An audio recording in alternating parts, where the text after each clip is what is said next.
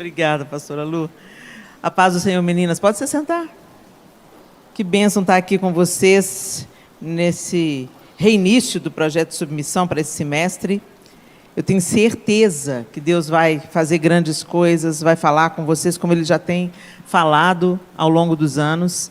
E é tão lindo esse nome, né? Projeto de submissão. E às vezes as pessoas no mundo de hoje, elas distorcem tantos significados. A gente tem compreendido que primeiro se muda a palavra, se muda o conceito e depois se transforma uma mentalidade. Então muda uma palavra, depois vira uma nova narrativa e depois vira um conceito. Então, por exemplo, a submissão, quando a gente fala hoje no mundo sobre submissão, as pessoas já ficam todas arrepiadas, e não só no mundo, mas na igreja também. Que história é essa de submissão? Foi o tempo de submissão. E por quê? Porque no conceito dessas pessoas, submissão é um lugar de subserviência, é um lugar de ser abusado, é um lugar de ser esmagado, né? E, na verdade, a submissão bíblica nada tem a ver com isso. A submissão nada mais é do que respeitar. Respeitar. E não é uma peculiaridade da mulher. Não é uma coisa só para a mulher, é uma mulher para a cristandade. Uma vez que a palavra de Deus diz assim, muito claramente, lá no livro de Efésios, na carta aos Efésios, o apóstolo Paulo fala: enchei-vos do Espírito, falando entre vocês com salmos, hinos e cânticos espirituais, cantando e salmodiando a Deus no vosso coração, dando sempre graças por tudo ao nosso Senhor Jesus Cristo, a Deus Pai, em nome de nosso Senhor Jesus Cristo, sujeitando-vos uns aos outros no temor do Senhor. Então, uma coisa da cristandade, sujeitar um ao outro, respeitar um ao outro, entender que o outro é também amado por Deus, como eu sou amada por Deus, e que ele tem algo que ele pode me ensinar. Nós não somos superiores uns aos outros. Então, sempre, não importa o nível de escolaridade, a rede social, o número de seguidores, o status social, não importa isso. Sempre você pode aprender alguma coisa com qualquer ser humano. Então, o apóstolo Paulo traz isso, e saber que vocês têm um encontro que fala sobre como vocês podem se submeter a Cristo, antes de mais nada, e se sujeitar uns aos outros em amor, puxa, isso é precioso demais. E a gente realmente tem que firmar bem os nossos conceitos acerca daquilo que nós estamos crendo, porque a gente vai recebendo as distorções dos conceitos e deixa de viver o conceito real da palavra submissão, que é para cada um de nós. E aí, nesse recomeço, eu gostei dessa palavra, né, Lu? Nesse recomeço, o tema que foi colocado para ser trabalhado em obras, reforçando os fundamentos. Gente, como é importante a gente reforçar fundamento. Esse prédio, você olha para essas colunas, para essas paredes, o acabamento, a decoração, você acha tudo tão bonito, não é? Mas se os fundamentos não estiverem firmes, toda beleza vai ruir. No primeiro abalo, ou vai ruindo à medida que os pequenos abalos acontecem.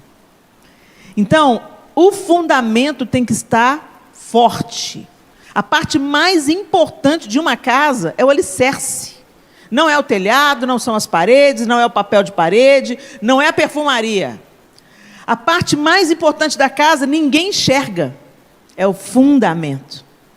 Então, tem tudo a ver com a vida cristã, porque a gente tem visto hoje, gente, tantos falsos conceitos entrando na vida cristã com uma roupagem legal, com um aspecto legal, mas que pode trincar os fundamentos, que nada tem a ver com o fundamento.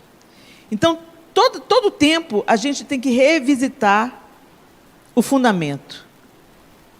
Espera aí, isso aqui está na Bíblia? Isso aqui é correto? Isso está de acordo com o Espírito Santo, com a palavra de Cristo, com a Bíblia? É isso que é verdade? Essa crise, gente, não é atual. não é recente. A gente tem uma tendência de pensar que o nosso tempo é o pior tempo que a gente está vivendo, né? Em muitos aspectos é bem ruim o tempo que a gente está vivendo. Mas, gente, a maldade existe no mundo desde que o mundo é mundo. Tá? Desde que o mundo é mundo, desde a queda, o mundo entrou nesse processo de declive moral, e aí a gente vai vendo as coisas sendo bagunçadas. Coisa ruim sempre existiu, desde a queda. Mas a gente vê para as coisas que estão acontecendo hoje e fala assim, não é possível. Não, eu falo isso, estou falando para vocês, porque muitas vezes eu falo isso, eu não acreditei que eu fosse viver para ver uma coisa dessa acontecendo. Tem tanta coisa bizarra acontecendo e a gente pensa, não, é fake news, né? É brincadeira, né? Eles estão zoando, eles estão trollando a gente, mas não estão trollando, não é trollagem, é verdade. E você fica assim, meu Deus, quando você pensa que você já viu de tudo, aí eu lembro daquele meme, né? Tu vai ver coisa, meu filho, tu vai ver coisa. Pois é exatamente aí. E não era diferente no fundamento da igreja, quando a igreja primitiva começou a nascer, quando os primeiros cristãos, os primeiros seguidores de Cristo começaram a espalhar a boa nova do Evangelho, o apóstolo Paulo, fundador de igrejas na Ásia, ele precisava de vir e mexe, corrigir as igrejas e instruir as igrejas como elas deveriam viver a vida cristã. Por quê? Vamos entender o panorama geral? Vamos fazer uma geralzona aqui. Helena, você vai explicar o óbvio, Helena? A gente já sabe dessa parte. Gente, mais do que nunca, o óbvio precisa ser dito. Mais do que nunca. O que parece que é óbvio, a gente está vendo que não é óbvio. Então, vamos retomar a história. Deus criou o mundo bom, perfeito, colocou nele homem e mulher, e ordenou a esse homem e mulher que fossem fecundos, se multiplicassem. E aí, só colocou uma restrição. Vocês não vão comer da árvore do conhecimento do bem e do mal. É a única árvore que vocês não podem comer. É a árvore do conhecimento do bem e do mal. E o que aconteceu? Vem a serpente, tenta a mulher, e aí você fala assim, gente, mas isso é uma história da carochinha. Gente, isso não é uma história da carochinha. Se eu vou relativizar a Bíblia, então, vai viver outra religião, vai arrumar outra coisa para você fazer na vida. A Bíblia é a palavra de Deus ou ela não é a palavra de Deus? A gente acredita em tantas fábulas, a gente acredita em tanto sincretismo religioso, mas o que a Bíblia diz a gente questiona. Até que a ciência aponta para alguma coisa, né? Saiu agora aí uma notícia bombástica, para mim novidade nenhuma, né? De que o ser humano veio de um mesmo ancestral que não era um macaco.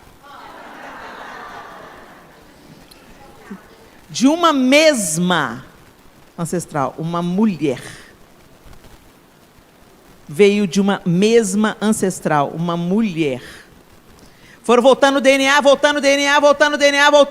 as pesquisas vão crescendo cada vez mais. Uau! Parou aonde? Na mulher. Que coisa, né? Chocada. Então não é fábula não, gente. E a gente caminha por fé. Caminhar por fé é isso, é crer na palavra de Deus e é crer que na palavra de Deus tem informações cruciais para a nossa vida hoje aqui. Se todo mundo no mundo tivesse vivendo a Bíblia, não estava a bagaça que está hoje. Hashtag fica a dica. Então, esse livro, ele é sobrenatural. Escrito em 1500 anos, por 40 autores diferentes. E eles têm uma mensagem linear que apontam para o Messias de Deus, Jesus Cristo. Olha que piração isso, gente. Ciro, o homem que Deus levantou como libertador do povo de Israel, foi profetizado, Deus falou sobre Ciro 400 anos antes dele nascer, dele existir. E deu nome para ele, o meu servo Ciro. E nem israelita ele era, nem do povo, nem judeu ele era, nem do povo de Deus ele era. Mas Deus levantou Ciro e usou Ciro para livrar o povo de Israel do cativeiro. Então você vê a Bíblia prometendo e cumprindo. Quanto a gente começa a ler a Bíblia e entendendo a Bíblia, buscando literatura de apoio, porque às vezes uma tradução não adequada dificulta a nossa compreensão da Bíblia. Hoje eu vou usar com vocês a nova versão transformadora, a NVT. É uma linguagem super acessível, super fácil da gente entender. E houve muito trabalho de pesquisa, vários concílios, para que se chegasse à conclusão de que esse é um livro sagrado, é um livro sobrenatural, escrito em 1500 anos, por 40 autores diferentes, em épocas diferentes, em culturas, em contextos culturais diferentes, e que tratam de uma mesma mensagem. Profetiza e cumpre, profetiza e cumpre, profetiza e cumpre. É um livro fascinante. E quanto mais eu estudo a Bíblia, mais apaixonada eu fico, mais convicta eu fico, mais fortalecida eu fico. É por isso que quando você começa a ler a Bíblia, te dá um sono desgraçado. Te dá uma preguiça, um desânimo. Aí você olha assim para a Bíblia e não estou entendendo nada. E desanima, deixa para lá. É exatamente isso que o diabo quer, que você não entenda coisa nenhuma. E que você continue na ignorância. Que você continue sem saber quem você é em Deus. Então é muito importante nós nos munirmos de boa literatura. Por exemplo, tem um livro que eu indico sempre no meu YouTube, no meu Instagram. Não ganho merchan para isso, tá, gente? É porque é um livro que impactou a minha leitura bíblica, que é o Redescobrindo Sua Bíblia. E ele dá o resumo de cada livro da Bíblia, explicando em que contexto que foi escrito, por quem foi escrito, qual o propósito do livro, quais as palavras-chave do livro, de que estava tratando o livro, o que estava acontecendo historicamente naquele tempo. Então é fascinante, eu recomendo para vocês, o Redescobrindo Sua Bíblia vai facilitar a sua leitura bíblica. Então vamos lá, Deus criou o mundo, o mal entra no mundo, pela desobediência do homem e da mulher. Eles então vivem a condenação. Dentro da primeira família acontece o primeiro homicídio. Um irmão mata o outro irmão. Ô, gente, vocês acham que é à toa essas brigas de família que a gente tem? Né? Não, gente, já acontece lá desde o Éden. Né? E a inveja começa com os próximos. Né? Começa com quem está perto de você. E não foi só com Caim e Abel que rolou, não. Rolou com os irmãos de Davi, rolou com os irmãos de José, e está rolando aí até hoje, né? Lá na sua casa também. Então, mas Deus é aquele que quer restaurar todas as coisas, amém? Aí, Deus vem, e aí a multiplicação da iniquidade vem, o pecado prospera, e os homens se tornam cada vez mais violentos, mais violentos, mais violentos. Deus fala, vou reiniciar. Vou achar um justo na terra. Noé constrói uma arca, fez a arca, pôs todo mundo para dentro da arca, acaba com tudo. Acaba com tudo e reinicia com a família de Noé. Gente, para que Deus fez isso? É para evidenciar para a gente que nós não somos capazes de salvar a nós mesmos. Repita comigo, o ser humano é incapaz de salvar a si mesmo. Nós não podemos salvar a nós mesmos. Se fosse possível, Deus mandava na terra um tanto de coaching, treinava a gente, todo mundo ia se salvar a si mesmo. Mas não é possível. Os coaches são bons para outras coisas. São uma bênção para te fazer melhorar no emprego, para fazer você, às vezes, afastar alguns maus hábitos, para você acreditar mais no seu potencial. São ótimos para outras coisas, mas não para nos salvar. O caminho da salvação é Jesus Cristo. E isso fica evidenciado quando Jesus vem, não, isso fica evidenciado quando a arca de Noé não dá certo. Deus reiniciou, acabou com toda a vida, preservou dentro de uma arca uma família obediente a Deus. Mas quando saiu para o novo mundo, para o recomeço, aí a bagaça já começou a rolar de novo, a iniquidade multiplica de novo. Aí Deus escolhe um outro homem, Abraão, e faz uma aliança com Abraão. E ali em Abraão, por que ele fez aliança com Abraão? Porque através de Abraão, ele iria tecer um povo, e desse povo ele iria trazer o Messias. Então, Deus não estava mirando só em Abraão, Deus estava mirando em Jesus. Entendeu? Levanta Abraão, chama Abraão, e já de cara vai falando com Abraão. Eu estou fazendo uma aliança com você, Abraão, e de você eu vou suscitar uma grande nação. Mas eu já vou te dizer, esse povo vai ser levado como escravo para o Egito. Olha isso, gente, quantos anos antes?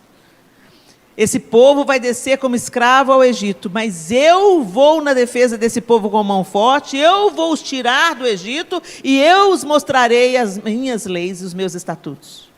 E isso se cumpre muitos anos depois. Abraão viu a promessa se cumprindo, gente? Não.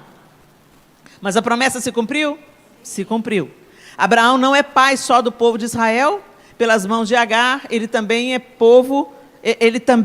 pai dos filhos de Ismael, que hoje é o Islã, e também pai de nós, gentios, que fomos enxertados na videira através de Jesus Cristo. Então, realmente, a descendência de Abraão é tão numerosa como a areia da praia. A promessa de Deus se cumpriu ou não? Se cumpriu. E aí, no tempo adequado, Deus vai lá, tira o povo com a mão forte do Egito, leva o povo para o Sinai, ensina o povo os seus mandamentos e estatutos. Aí entra o nosso código de conduta, até hoje, né? Aquelas leis lá que Deus deu para Moisés, regeram por muito tempo o Código Penal das nações. Os fundamentos dos direitos humanos são a Bíblia, você sabia disso? Hoje o pessoal dos direitos humanos, às vezes, atravessa a Bíblia. Mas o que fundou os direitos humanos que regem as nações foi a Bíblia. Pasmem, mas é verdade. Muito bem. E aí, Deus estabelece estatutos, aquele povo começa a viver na lei e, mais uma vez, o povo fracassa. Fala comigo, o povo fracassa. Porque a gente não consegue ser bom o tempo todo, gente. Ninguém é bom o tempo todo. Você pode ser uma pessoa de boa conduta. Você pode ser uma pessoa de bom caráter. Você pode ser uma pessoa que gosta da verdade, que preza pela honestidade. Mas eu vou dizer uma coisa para vocês. Porque muitas vezes eu já desejei no meu coração, extirpa Jesus, tira da face da terra. E isso mostra o meu coração. Você acha que Deus se agrada disso? Que a gente queira fazer justiça com as nossas próprias mãos? Para começar, já é orgulho, porque você se sente superior ou menos pecadora. A gente se sente melhor, e a gente não é. Aí é que pega, gente. Não é porque o nosso pecado é diferente do pecado do outro, que a gente é superior. A gente não é. Aí a gente se depara com o nosso real estado. Meu Deus, eu sou pecadora. Eu sou incapaz. E eu entendo a oração do apóstolo Paulo. O bem que eu quero não faço, mas o mal que eu não quero é esse que eu faço. Eu não quero pensar mal. Eu não quero desejar o mal. Mas quando eu vejo um inocente preso, parece que o mundo está de ponta cabeça. Mas isso serve para a gente enxergar nossa face oculta no espelho. Como a gente é mal, gente. Como a gente não é parecido com Jesus. A gente está sendo trabalhado na vingança. A gente quer vingança. Jesus, volta, mostra o seu poder. Volta aí, Jesus. Enquanto a gente estiver com esse coração, ele não volta não, gente. Vocês estão entendendo? Enquanto os nossos olhos, a nossa esperança e a nossa justiça, a nossa confiança, o nosso descanso não estiverem em Cristo, socorro, Deus. Essa é a música. Socorro, Deus. Porque quando eu olho para a minha condição, quando eu olho para as tramas mentais que eu faço, Senhor, pega. Que não durma e não acorde. Não precisa de doer, não precisa de sofrer. Só promove para o inferno, né? Vocês entenderam? Eu estou expondo meu coração peludo para vocês. Estou expondo meu coração feio. Porque não tem do que a gente se gabar, gente. Isso não é cristão. Isso não se parece com o nosso mestre. E aí a gente vê a evidência de que nós não podemos salvar a nós mesmos. E eu não posso salvar vocês. Por isso que eu vim aqui confessar o meu pecado. Se você, nossa, Helena é uma mulher de Deus. Eu sou uma mulher de Deus pela misericórdia dele. Pela bondade dele, pela graça dele. Porque eu acabei de expor para vocês o meu feio coração. Então vocês entenderam? É pela graça que Deus me usa. Não é porque eu sou boazinha. É pela misericórdia dele, porque ele tem um propósito. E os planos de Deus não serão frustrados pela nossa limitação. Os planos de Deus não vão ser impedidos pelas minhas faltas. Ele sabe que eu não vivo em delito voluntário, eu não vivo no pecado, me refastelando no pecado, me agradando do pecado, não é isso. Mas eu posso dizer para vocês que o bem que eu quero pensar, muitas vezes, o bem que eu preciso pensar, eu não consigo pensar. O bem que eu preciso desejar para o meu inimigo, eu não consigo desejar.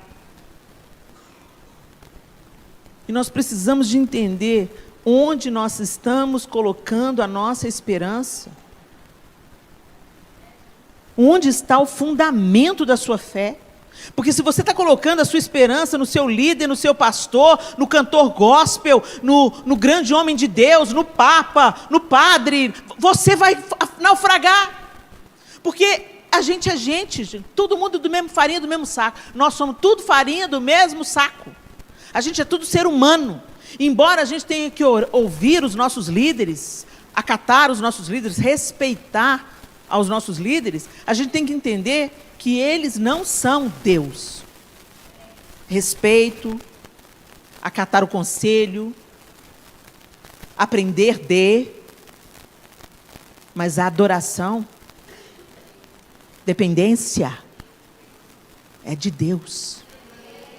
E é isso que o apóstolo Paulo ensina nas suas cartas. Eu queria que você abrisse a sua Bíblia comigo em Efésios, capítulo 2.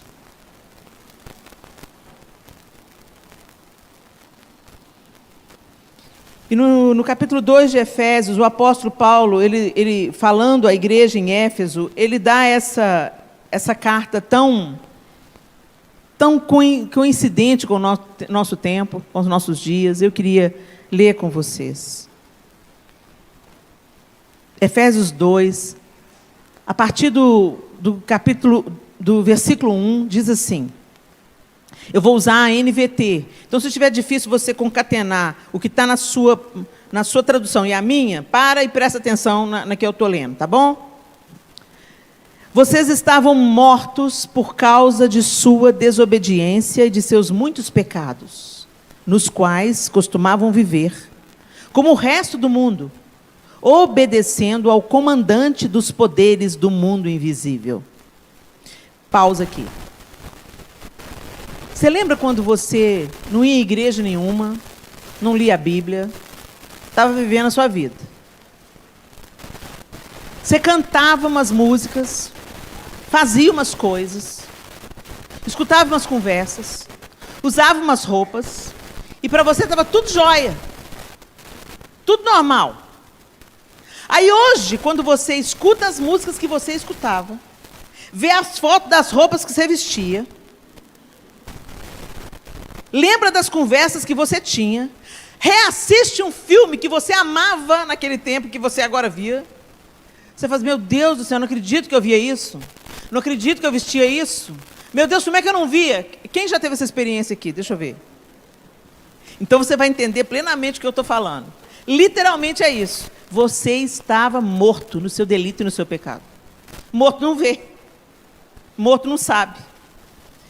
Vocês estavam mortos por causa da sua desobediência e de seus muitos pecados. Então você não sabia.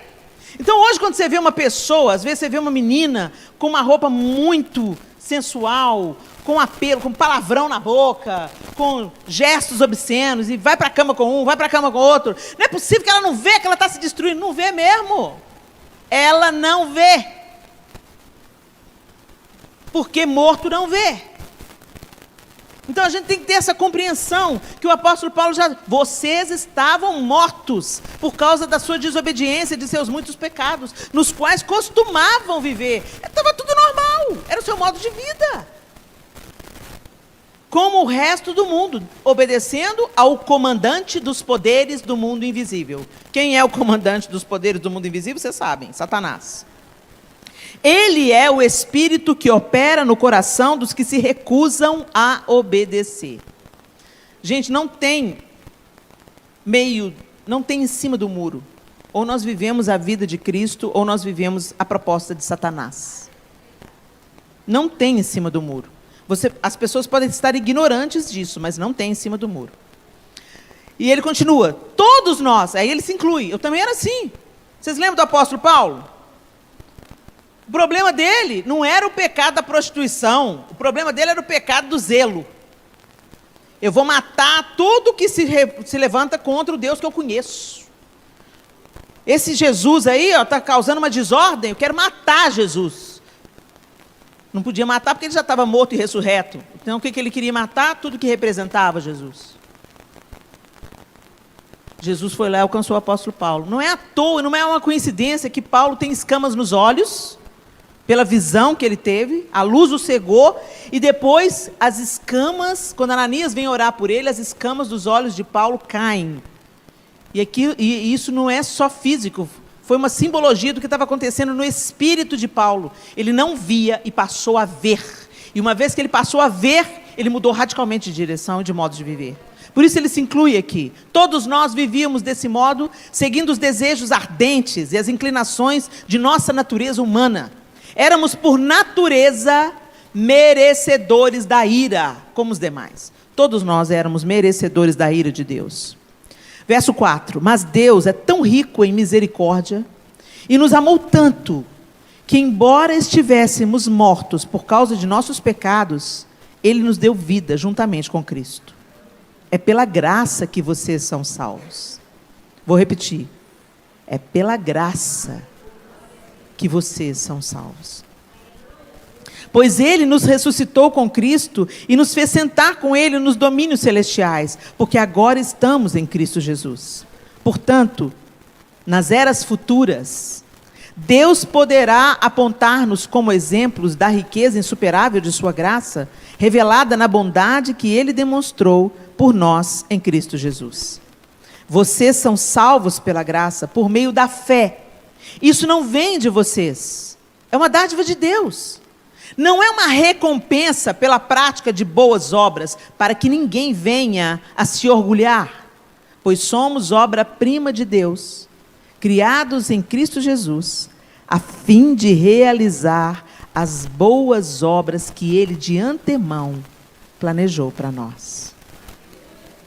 Então entenda, você foi salvo porque você é bonzinho? Você continua salvo porque você pratica a obra de caridade? Alguma coisa que você faça pode te salvar? Você é salvo pela dádiva de Deus. Deus quis te amar. Deus abriu a porta para todos. Não por aquilo que a gente faz, para que ninguém se orgulhe. Aí a gente lembra de quem? Dos fariseus. Vocês lembram dos fariseus?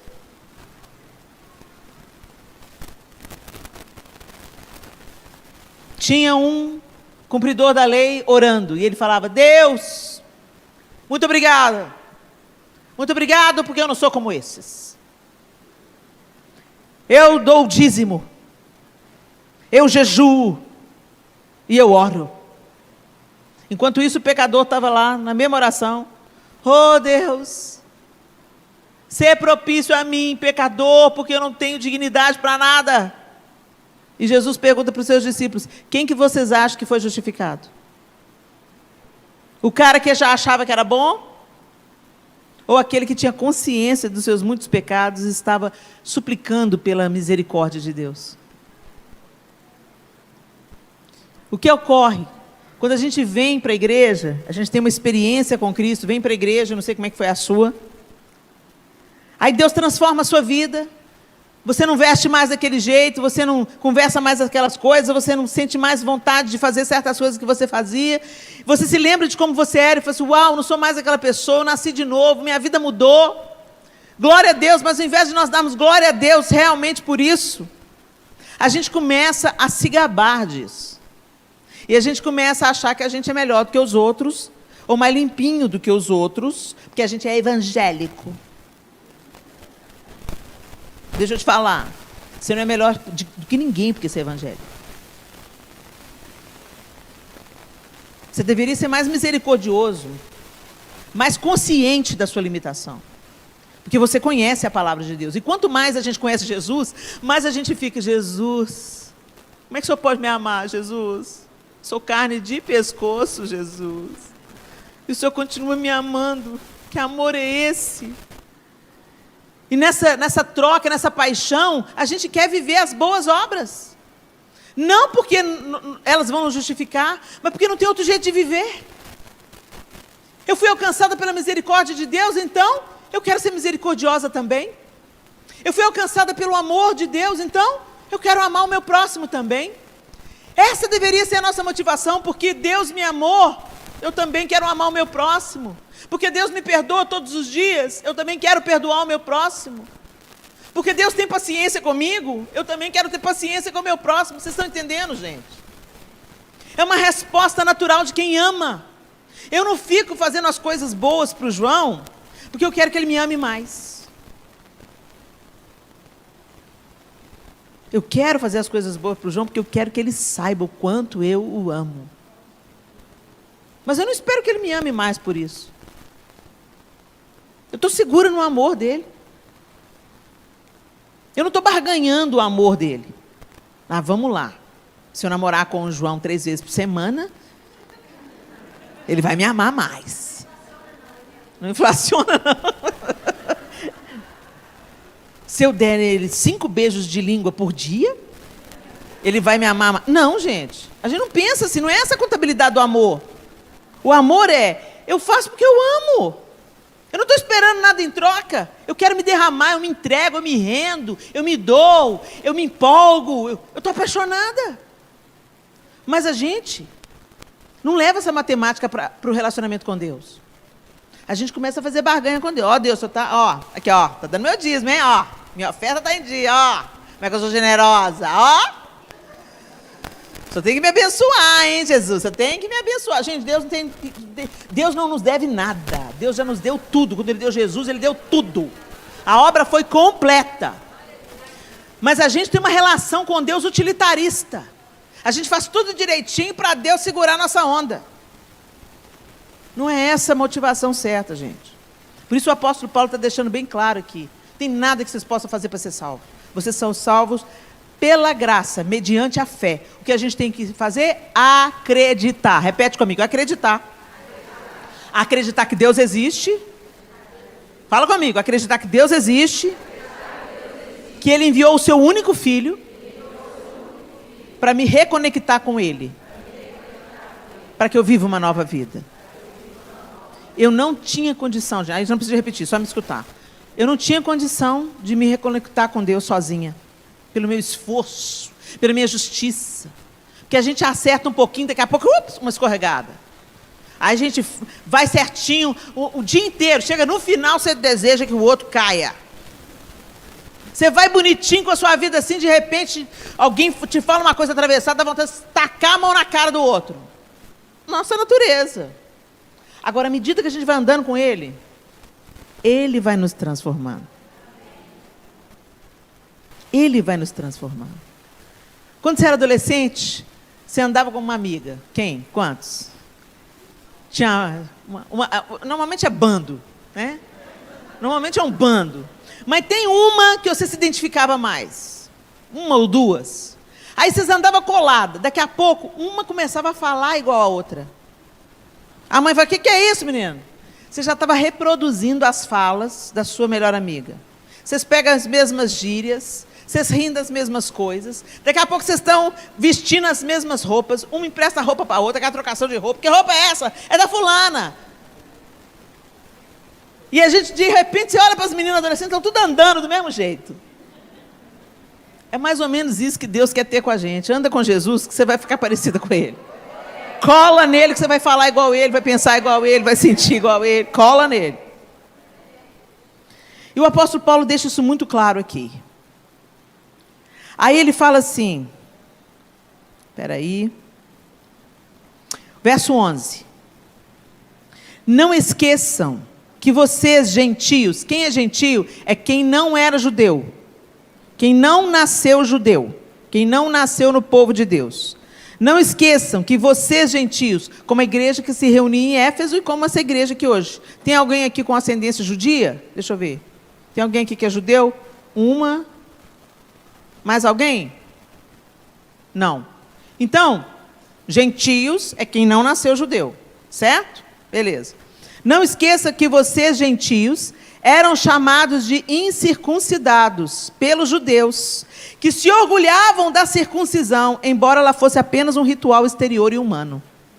Naquele tempo, vocês viviam afastados de Cristo, não tinham os privilégios do povo de Israel e não conheciam as promessas da aliança. Viviam num mundo sem Deus e sem esperança.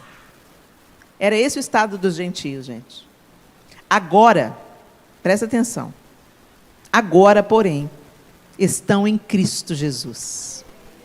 Antigamente estavam distantes de Deus, mas agora foram trazidos para perto dele por meio do sangue de Cristo. Porque Cristo é nossa paz. Ele uniu judeus e gentios em um só povo ao derrubar o muro de inimizade que nos separava. Ele acabou com o sistema da lei, com os seus mandamentos e ordenanças, promovendo a paz ao criar para si, desses dois grupos, uma nova humanidade. Assim, ele os reconciliou com Deus em um só corpo, por meio de sua morte na cruz, eliminando a inimizade que havia entre eles.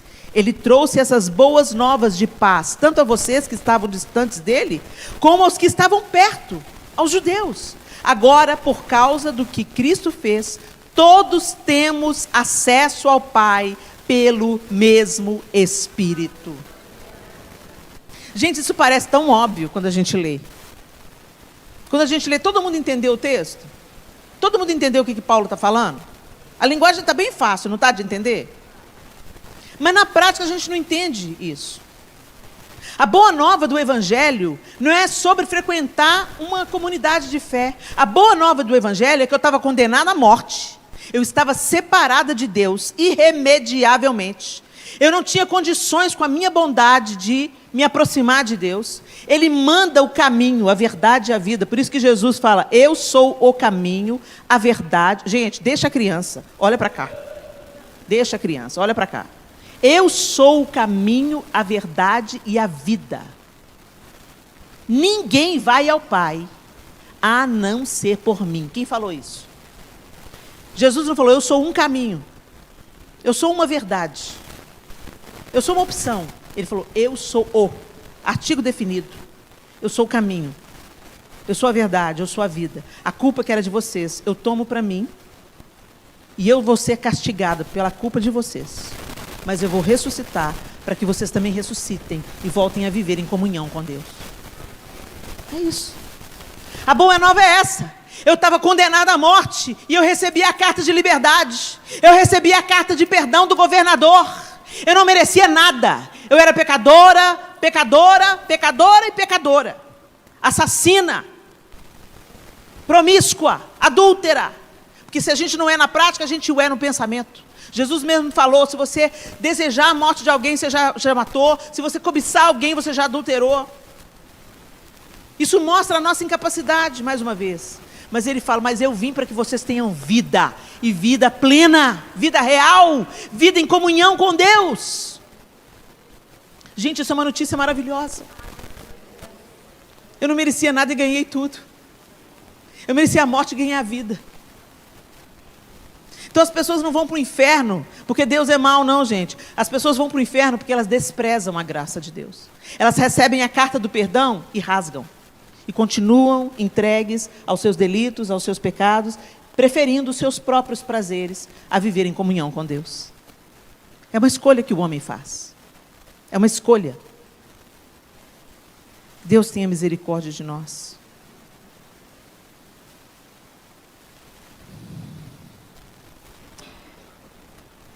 No verso 19, no 18, então, ele fala, agora, por causa do que Cristo fez, nós temos acesso ao Pai, pelo mesmo Espírito. O mesmo Espírito que ressuscitou Jesus dos mortos, habita em você. Tem o poder de te regenerar, tem o poder de te santificar, tem o poder de te conduzir pela misericórdia e pelo trabalho constante em você, a comunhão com Deus e ao lar celestial. A obra toda foi Jesus que fez. Nós só recebemos e nos deixamos ser conduzidos pelo Espírito. Vocês entendem isso? E ele fala no verso 19: portanto, vocês já não são estranhos e forasteiros, mas concidadãos do povo santo e membros da família de Deus. Juntos somos sua casa. Nós somos sua casa. Não é a parede que é a igreja, não é o piso que é a igreja, não é o teto que é a igreja. Nós somos a igreja. Nós somos as pedras vivas, edificados sobre os alicerces dos apóstolos e dos profetas. E a pedra angular é o próprio Cristo Jesus. Ele que dá forma a tudo. Nele tudo começa. Não há outro fundamento, só Cristo. Nele somos firmemente unidos, constituindo um templo santo para o Senhor. Por meio dele, vocês também estão sendo edificados como parte dessa habitação, onde Deus vive por seu Espírito. Presta atenção. Deus não habita em templos feitos por mãos de homens. Deus habita os homens. O Espírito Santo de Deus mora em você. E para que ele mora em você? Você pensa que você discerniu Cristo com seu intelecto. Você não discerniu Cristo com seu intelecto. O Espírito Santo te apresentou Jesus. Você foi convencido pelo Espírito da existência de Jesus, do poder de Jesus, da misericórdia de Jesus, da dádiva de Deus em Cristo Jesus. Então, de que a gente tem que se gabar? De nada. Nós não temos nada de que nos gabar. O apóstolo Paulo fala na carta aos Filipenses: se eu tenho que me gloriar em alguma coisa, que eu me glorie em Cristo. Ele é o motivo, ele é a pedra angular. E depois de ter feito tudo, de ter cumprido o sacrifício, e de ter nos apresentado diante de Deus agora, para vivermos diante dele, ele envia o Espírito Santo e ele fala: enquanto eu vou, eu mando para vocês o Consolador, e ele vos ensinará todas as coisas. Então o Espírito Santo está em você para te selar para a salvação no dia final e para te aperfeiçoar, para formar Cristo em você.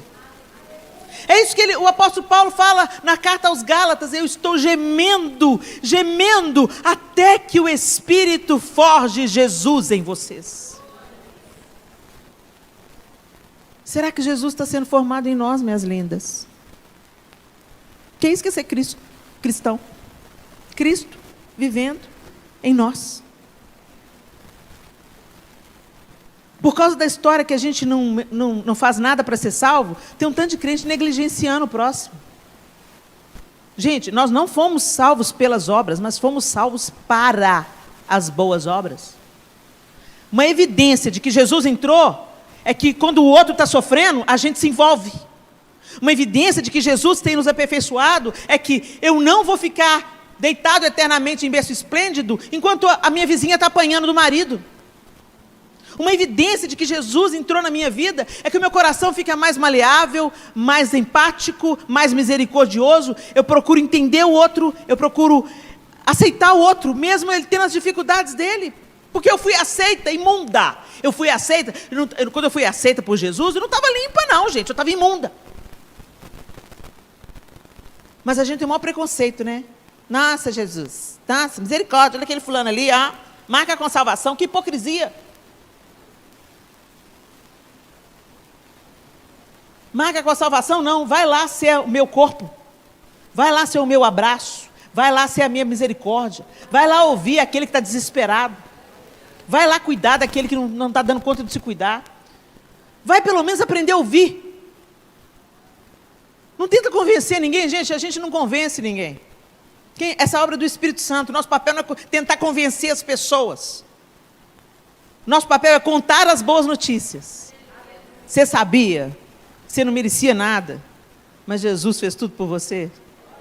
Você sabia que você estava morto e condenado e agora você pode estar livre? Você sabia que Deus te ama tanto, que Ele deu o seu único filho, para que todo aquele que nele crê não pereça, mas tenha vida eterna? E você sabia que essa vida abundante, ela não é só para a eternidade, ela já começa aqui, agora, de um jeito novo de viver, um novo e vivo caminho. É empolgante, é fascinante, é maravilhoso. A vida toma propósito, porque a gente não vive mais para o próprio umbigo. Isso é cristianismo, gente. Não é ser frequentador de igreja e julgador dos outros. A gente não consegue combater nem o nosso pecado. Você está preocupado com o pecado do outro por quê? O meu já me toma tanto tempo, tanta energia. Senhor, me ajuda, Jesus. Põe as duas mãos em mim, Jesus. Mas a gente fica preocupado, a gente pensa que cristianismo é estar ocupado os fiscais do pecado. Isso é pecado, isso é pecado, isso é pecado. Apontar o pecado também é pecado. Os fofoqueiros de plantão, os fofoqueiros gospel. Gasta toda essa sua energia para combater o seu próprio pecado. Ô Senhor, eu estou muito invejosa. É, gente, porque a gente, né? A gente pensa que pecado é só o que aparece, né? A irmã entra com uma mini saia e todo mundo fica indignado. Mas as línguas estão tudo compridas. Quando o Espírito Santo fizer a obra na vida da irmã, mesmo querendo vestir aquela saia, ela não vai conseguir vestir a saia. Mas enquanto o Espírito Santo não fizer a obra, não é você que vai fazer, linda. Então cuide da sua vida, cuide do comprimento da sua saia. Você pode ensinar, você pode instruir. Você pode dizer que o código de vestimenta, ele pode abrir portas e fechar portas. Você pode ensinar que roupa é comunicação. E que às vezes algumas portas vão se fechar para você, porque você está comunicando uma imagem destoante daquela que você realmente quer comunicar. Ou de repente você vai atrair uma pessoa para te consumir, e não para te amar e te respeitar como você merece ser amada e respeitada. Enfim, né? Agora, para com esse discurso hipócrita. Porque fica falando da saia curta da irmã, mas a língua não cabe dentro da boca. Isso é hipócrita. E é isso que o Senhor quer mudar na nossa vida, gente. Jesus quer fazer uma mudança em nós de dentro para fora. Ele quer nos ensinar a amar o próximo como nós fomos amados por Ele. E foi esse o padrão. Jesus elevou muito o padrão, gente. Ele falou, como eu vos amei, que vos ameis uns aos outros. Ele não me amou quando eu tinha condição de ser amado. Ele me amou na minha rebelião, na minha obstinação, na minha dor. Ele me amou no meu senso de rejeição. Ele me amou invejosa, insatisfeita, maldizente. E foi o amor dele que me tirou desse estado, que me lavou, que me santificou. E a obra não acabou ainda, porque eu estou nessa terra, eu estou nessa vida, eu estou nessa carne, eu estou nessa matéria. E essa matéria é decadente. Por isso que nós vamos ganhar um corpo glorificado. Mas todos os dias, a carne milita contra o espírito, e o espírito contra a carne. Então a gente tem que dar comida para o nosso espírito. Vocês entendem? Por isso que a gente tem que estudar as escrituras sagradas. A gente tem que ter tempo de oração. Não para cumprir o tique religioso, sabe? Ô Fies, meu momento de oração, ó. Como é que eu estou boa? Eu leio a Bíblia 3 vezes por ano. Guarda a sua vaidade para você mesma. E aí você pensa, você lê a sua Bíblia 3 vezes por ano, está contando isso para todo mundo, então não está adiantando nada. Lê 6 para ver se melhora. E é isso, gente.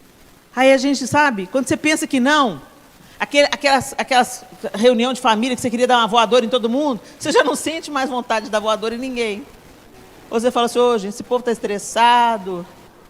Aí você pensa assim, eu melhorei. Jesus te melhorou. Anda com Ele. Cola nele. Chega junto. Então eu queria que você revisitasse esses fundamentos. Vocês vão falar sobre isso o semestre todo, né, Lu? Vocês vão falar sobre isso o semestre todo, então tem muitas coisas aí para vocês destrincharem. Mas eu queria que começasse pelo começo. Você sabe que nós não somos merecedores, porque mesmo tentando fazer o bem, a gente também faz o mal em pensamentos. E às vezes até em atitudes.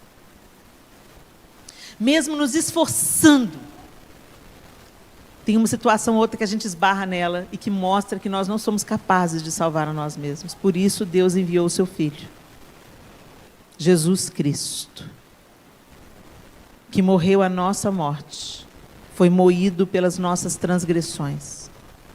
E é por isso que somos aceitos por Deus. Eu tenho uma boa notícia para te dar. Você é aceita por Deus. Ele te ama. Do jeito que você está agora. Ele te ama exatamente como você está. Mas Ele te ama tanto, que se você deixar, Ele vai te transformar. Para o seu próprio bem. Porque você viver uma vida de santidade, de abnegação, de entrega, uma vida leve, uma vida amorosa, não vai tornar Deus mais santo e mais poderoso. Ele é. Mas você certamente vai colher os frutos de viver uma vida com um propósito maior, que é o propósito de Deus. Vai te tirar de tanta encrenca, gente. Vai evitar tanta dor desnecessária, tanto desespero. Então não se contente com a religião, não. A religião mantém a gente na superfície, nas reuniões. Vem para o relacionamento, onde você ama Jesus na igreja e ama Jesus 24 horas por dia, 7 dias por semana.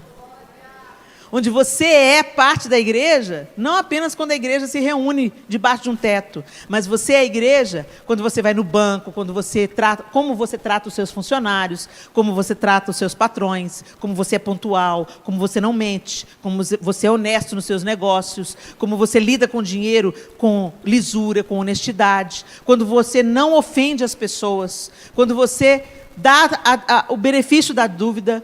Em todo o tempo você é o corpo de Cristo e derrama a presença de Cristo por onde você for.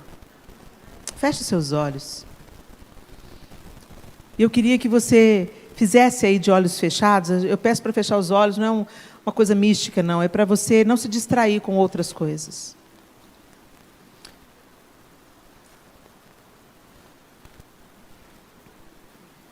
Como você tem levado a sua vida cristã?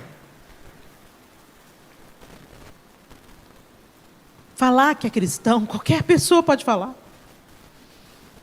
Andar com uma cruz no pescoço, qualquer pessoa pode andar. Uma camiseta escrito Jesus salva, qualquer pessoa pode fazer isso.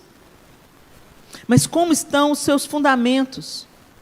Se você sabe que você é salvo pela graça mediante a fé, por que você está tentando fazer as coisas para agradar a Deus? E não se agradando dele. É diferente quando você faz alguma coisa para agradar as pessoas e quando você faz as coisas porque você se agrada delas. Não é utilitarismo, não é interesse, sabe? É amor.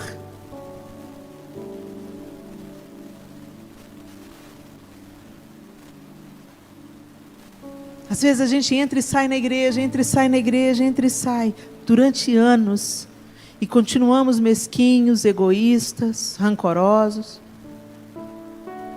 Eu confessei para vocês aqui hoje o meu pecado, de ira, de justiça própria. E tem tanto ainda para eu caminhar, gente. Mas quando eu olho para trás, é muito bom saber que eu não sou mais aquela mulher.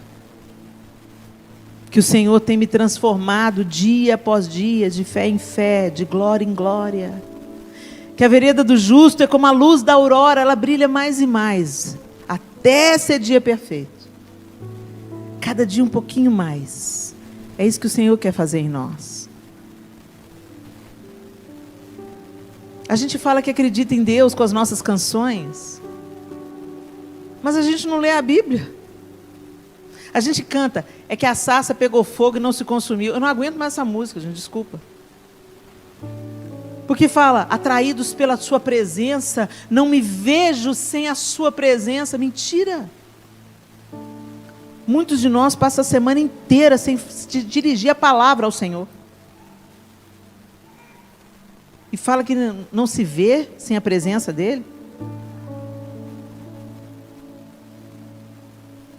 Fala que está atraído por Ele. A gente maratona Netflix, mas não abre a Bíblia uma vez por semana. E fala que está atraído pela presença dEle. Tem misericórdia de nós, Senhor. Eu não vim aqui para trazer acusação sobre ninguém aqui. Eu vim só para te ajudar a fazer uma autoavaliação. A gente precisa, gente, de recalcular a rota. Que às vezes o GPS da vida manda a gente para um caminho completamente torto e a gente vai sem nem perceber. Checa a rota de novo. Checa o GPS de novo. Para onde você está indo, minha linda? Será que é para o céu mesmo? Vivendo uma vida egoísta? Autocentrada? Sem comunhão com o Espírito Santo? Sem comunhão com Deus? Sem leitura das Escrituras Sagradas? Sem busca por quem Deus é? Sem manifestar o fruto do Espírito? Será? E se olhando esse GPS você descobrir que está distante, recalcula a rota e volta. E volta. Volta ao primeiro amor. Eu gosto dessa palavra, volta ao primeiro amor. Porque o primeiro amor, um amor fresco, ele é interessado.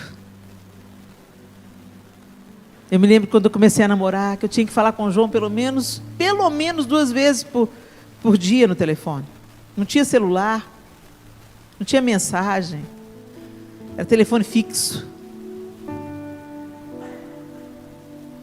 O primeiro amor busca o outro.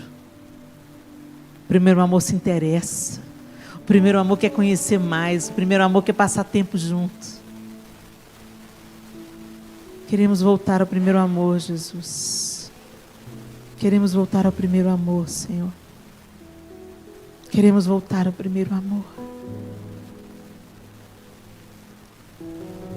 Tenha um tempo de oração. Fale com o Senhor o que você precisa falar. Me perdoa, Senhor, porque eu me desviei. Me perdoa porque eu me distraí. Me perdoa porque eu me distanciei da rota. Me perdoa porque eu acho que cumprir com os meus deveres vai me tornar aceito pelo Senhor. Me perdoa por voltar à lei, à prática da lei. Eu estou confiando nos meus atos externos de justiça, enquanto meu coração está tão distante de Ti. Me perdoa, Senhor. Senhor, nós estamos na Tua presença, Deus. Nós estamos no Teu altar, Senhor. Porque publicamente nós queremos demonstrar ao céu e ao inferno que nós queremos viver o Teu caminho, o Teu propósito, a Tua vontade. É por isso que nós viemos aqui à frente nesse altar, Senhor, para renovar com o Senhor a nossa aliança de amor, de obediência, não movidos pela religiosidade, pelas aparências, pela hipocrisia, pelos frutos externos de justiça, de bondade, mas necessitamos que o Senhor faça uma obra no nosso coração e na nossa mente, de genuína conversão, de entrega, de rendição, de dependência total da Tua graça, do Teu favor, da Tua dádiva. Nós queremos nos render no Teu altar nessa noite e dizer: trabalhe em nós, Espírito Santo, até que Cristo seja formado em cada um de nós. Que os gestos, as palavras, os pensamentos, os sentimentos que há em nós manifestem Cristo. Afasta de nós a hipocrisia, Senhor. Afasta de nós a preguiça. Afasta de nós, Senhor, a aparência de justiça. Nós não queremos parecer crentes, nós queremos ser crentes. Nós não queremos parecer cristãos ou termos o rótulo de cristãos. Queremos ser genuinamente imitadores de Cristo. que o Senhor faça essa obra em nós, pela tua misericórdia e graça, porque publicamente nós oramos e confiamos, agradecidos, em nome de Jesus. Amém e amém. Aleluia. Glória a Deus. Glória a Deus. Dá um abraço aí nessa sua companheira de altar. Uma honra estar com vocês, gente. Que as sementes que foram plantadas no coração de vocês floresçam abundantemente, em nome de Jesus. Amém?